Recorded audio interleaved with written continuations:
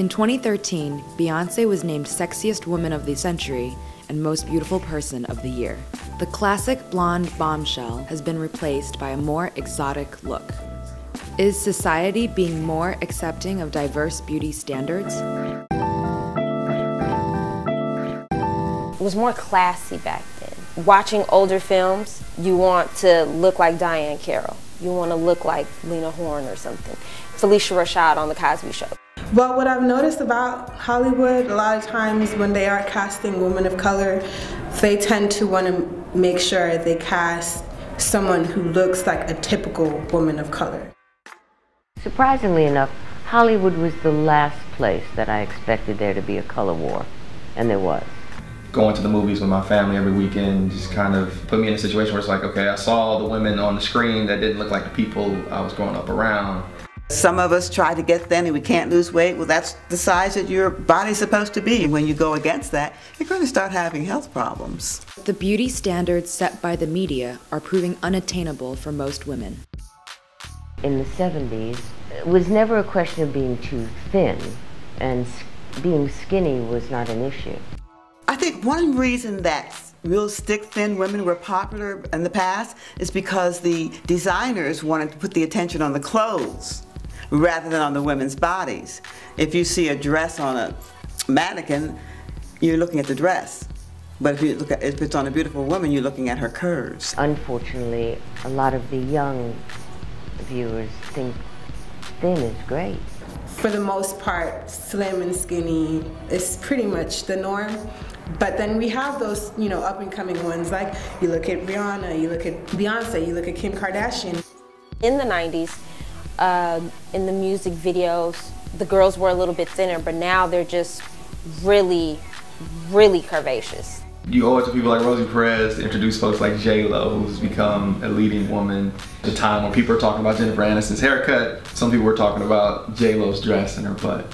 That was definitely a defining moment. The women I tend to see that are accepted by mainstream media and are curvy are usually women that somehow have some kind of tie to the urban community. When I was casting Tim's Say Something video in Miami, when Keisha Dior came in, who ended up getting the spot, it was more about her personality and her ability to act, and her look kind of delivered something that I wasn't used to seeing. And then you find a reality show called The Kardashians.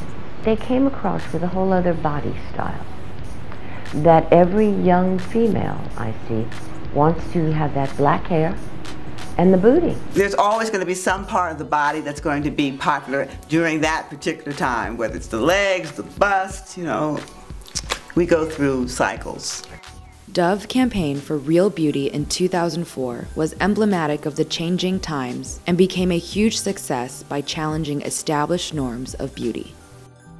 Hollywood is at some point starting to be subservient, I guess, to the fact that that image is going to only live for so long with the more educated generation coming up. I was privileged years ago in the late 90s to have cast a sci-fi show called Babylon 5. And in Babylon 5, there was no color. So for me, I was introduced to this new kind of casting all colors before it was trendy. Shows like Scandal, I'm glad their leading lady has that image, which is great. I know it's controversial, but it's still great to see a woman playing that role. I don't think that the door has been busted open and there's just a slew of women being accepted and they're just being thrown in all of these movies. I think it will eventually progress to something where it will be easier. Has the increasing ethnic diversity of America changed the overall perception of beauty, or is it just a fashion trend? I feel that now it is a benefit to be more curvaceous in media than it was earlier. I don't think it's better to be a curvaceous woman in the industry. I think it's better to be who you are. I can see that door being open to more women of color, or not necessarily of color, but women who embody that more normal, everyday type of woman look. If you've got someone that's talented and she's not necessarily what was on paper, you change the paper. you go with the talent in any ethnicity. Beauty is ever changing. Let's see what tomorrow brings. Will the next trend be a more exotic look? Will it cycle back? Or will we start to see something new? What do you think?